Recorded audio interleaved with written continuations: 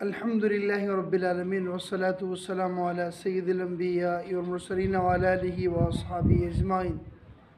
آج کا ہمارا موضوع ہے توبہ اور استغفار کی فضیلت۔ توبہ انسان اس لیے کرتا ہے کہ وہ اللہ کے قریب ہو جائے، اسے اللہ کی رحمت میسر ہو، اللہ اسے راضی ہو جائے اور اپنی زندگی کے جو گناہ ہیں، جو کمیاں پیشیاں ہیں، کوتاہی ہیں، وہ دور ہو جائے۔ انسان اس لیے توبہ کرتا ہے۔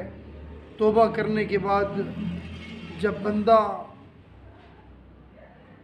توبہ کرتا ہے اس کے بعد وہ ایسا ہو جاتا ہے جیسا کہ وہ ماں کے پیٹ سے بھی پیدا ہو کر آیا ہے، یعنی وہ بالکل اس کے سارے گزشتہ گناہ معاف ہو جاتے ہیں۔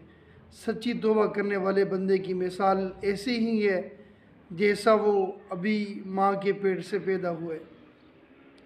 توبہ و استغفار جہاں انسان کی گناہوں کی بخشش کا ذریعہ بنتا ہے، وہاں اس کے بہت سارے اور بھی فوائد ہیں۔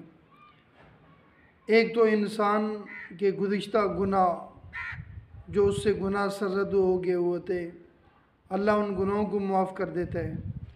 پھر انسان توبہ و استغفار کے ذریعے اللہ رب العالمین کے قریب ہو جاتا ہے، قریب تر ہو جاتا ہے۔ پھر انسان کو ذہنی سکون میسر ہو جاتا ہے، انسان کے دل میں اطمینان آ جاتا ہے، اس کا دل مطمئن ہو جاتا ہے، ہر وقت اسے سکون میسر ہوتا ہے۔ حضور نبی اکرم صلی اللہ علیہ وآلہ وسلم روایت میں آتا ہے، حدیث پاک کا مفہوم ہے کہ آپ دن رات میں تقریباً 100 مرتبہ توبہ و استغفار کیا کرتے تھے۔ اس کا مطلب یہ تھا کہ امت کو تعلیم دینا کہ ہمہ وقت استغفار کرو۔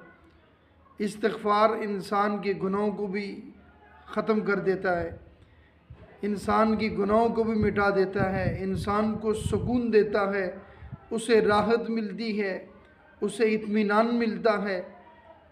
اللہ کریم نے قرآن کریم میں جگہ جگہ ارشاد فرمایا کہ بھائی جس بندے سے کوئی گناہ ہو جائے، کسی سے کوئی غلطی ہو جائے،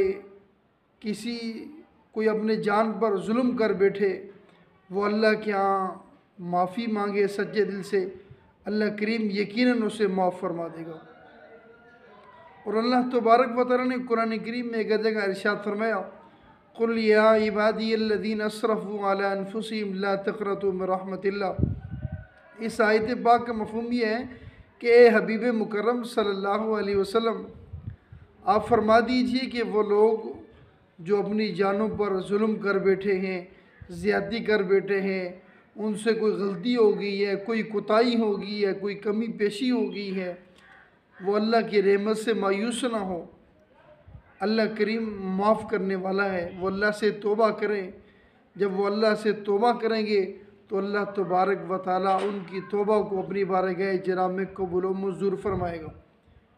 توبہ انسان کی زندگی میں تبدیلی کا باعث بنتی ہے، انسان کو سکون میسر کرتی ہے اور انسان کی زندگی میں ایک نئی تبدیلی لے کر آتی ہے، یوں کہ انسان کو اللہ تبارک و تعالیٰ کی طرف سے ایک نئی زندگی مل جاتی ہے، جیسا کہ حدیث پاک میں ہے کہ وہ ایسا ہو جاتا ہے جیسے ابھی ماں کے پیٹ سے پیدا ہو کر آیا ہے۔ توبہ کی بعض شرائط ہیں، وہ شرائط یہ ہیں کہ وہ اللہ پر یقین کرنے والا ہو، کامل اس کا یقین ہو، اس کے دل میں عشق و انکساری ہو، یعنی وہ اپنے گناہوں پر نادم ہو اور دل میں اس کے خوف ہو، اور پھر وہ اللہ سے اس بات کا وعدہ کرے، ارادہ کرے کہ وہ آئندہ جان بوجھ کر اس گناہ کو نہیں کرے گا۔ اللہ تبارک و تعالیٰ یقیناً اسے معاف فرما دے گا۔ سامعین و حاضرین، توبہ انسان کی زندگی میں تبدیلی لے کر آتی ہے۔